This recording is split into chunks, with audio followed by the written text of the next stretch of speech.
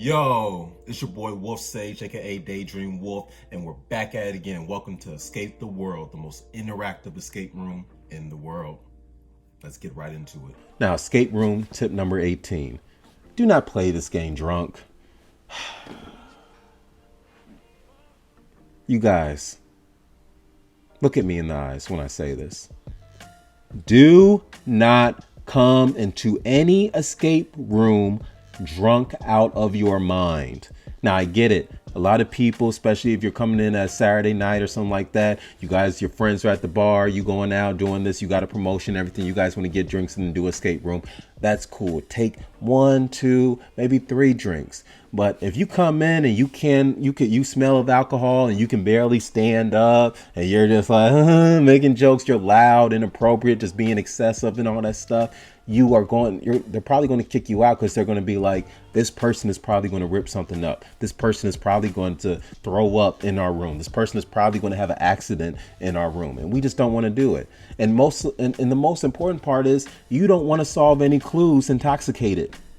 I know for me, as soon as I start drinking or smoking or anything like that, I don't want to do no math. All right. I'll do art. I'll do this. I'll do that. I'll talk and everything. But having to lock myself in a room for 60 minutes and solve puzzles and, do this and do that, I don't want to have to do that. Now, anything else, if you're just chill and everything, you're able to, be one of those people that don't get all crazy when you're intoxicated. Cool. But let's be real. Most of us can't. Most of us ain't our dads who've been drinking for a long, long time and know how to act and behave themselves in public and everything. So why would you risk that? You don't know. You might be a messy drunk, and it's suddenly you come in there in my escape room and you wreck everything. Boy, you getting wrecked.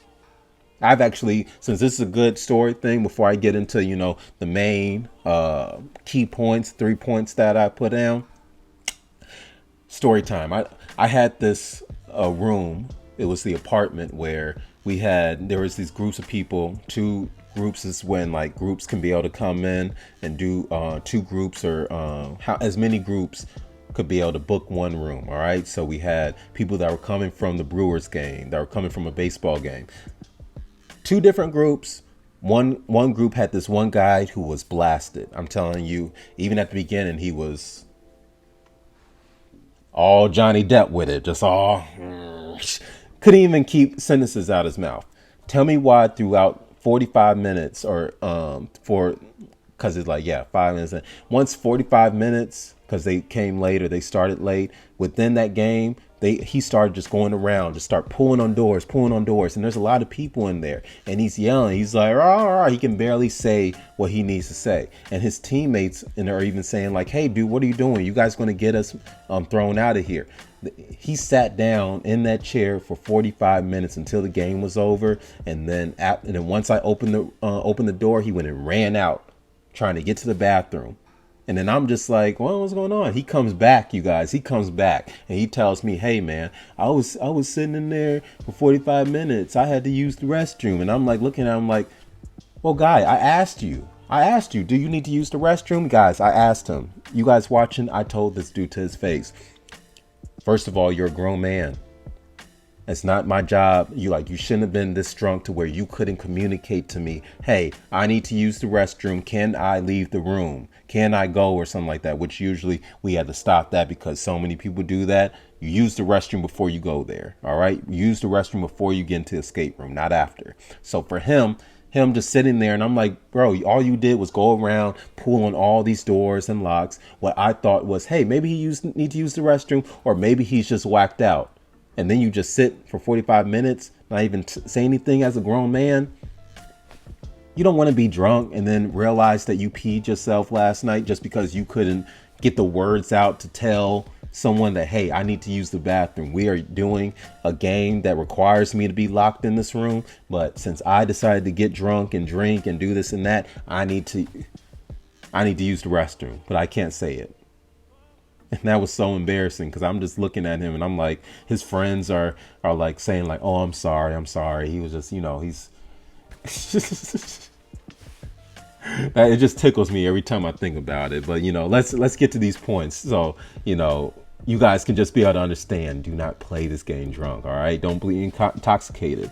All right. So unless it changes, no one has ever won an escape room intoxicated. So try not to be, unless you can go on there, someone could like send me something where it says, hey, this person is known for doing escape rooms, blasted out of his mind. This guy will get drunk. He'll do this, drink that, and he'll go into an escape room and he'll beat it in a certain amount of time.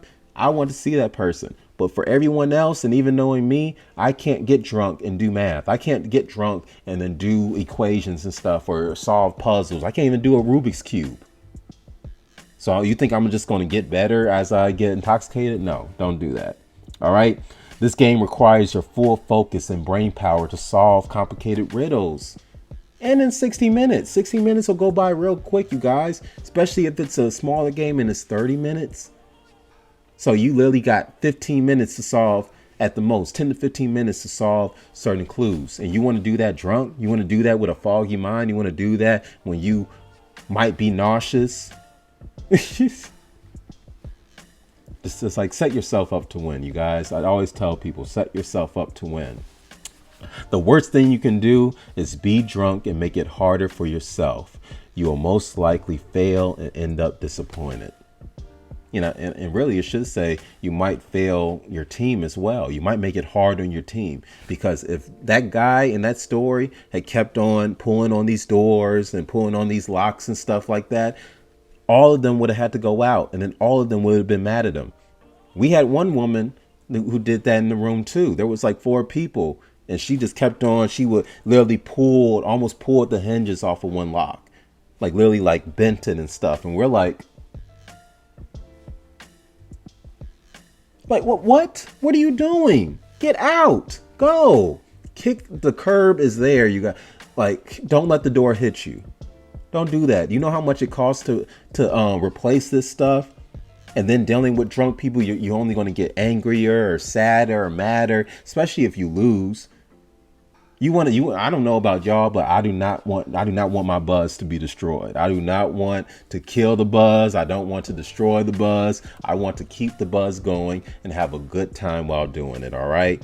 So that doesn't mean I'm going to be, crazy drunk out of my mind to where I'm just belligerent and not saying anything, because especially if I have to communicate clues, if I have to tell people, hey, this, do that, if I'm the leader, if I'm the only one who has done escape rooms and I brought people that don't do escape rooms, but I'm drunk and they're like sitting there like trying to figure stuff out and they're confused, we're all going to have a horrible time.